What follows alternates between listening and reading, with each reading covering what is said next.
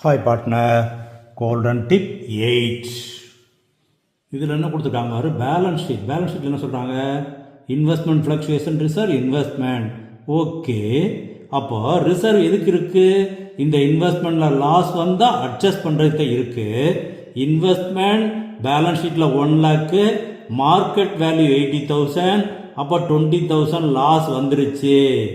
அப்போ இந்த 50,000ல் இன்வெஸ்ட்மெண்ட் அக்கௌண்ட்டில் 20,000 கிரெடிட் எழுதிட வேண்டியது, ரிசர்வ் அக்கௌண்ட் டெபிட் 50,000 எழுத வேண்டியது, பேலன்ஸ் 30,000 ஓல்டு பார்ட்னர் ஓல்டு ரேஷியோவில் பிரித்து கொடுக்க வேண்டியது.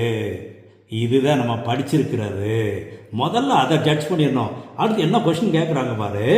Which of the following is the correct accounting treatment of investment fluctuation reserve at the time of C's admission?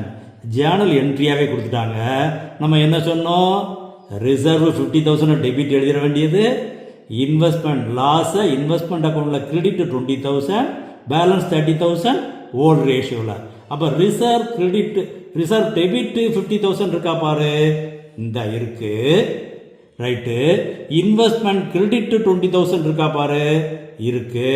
Balance 30,000 2:1 ratio பிடிச்சா 20:10. ஓகே, சரியா போச்சு. அப்போ C is the correct answer. இது golden tip 15ல் கொஞ்சம் வேற மாதிரி கொஸ்டின் கொடுத்துருக்குறேன், அதை கொஞ்சம் செக் பண்ணிக்கோ.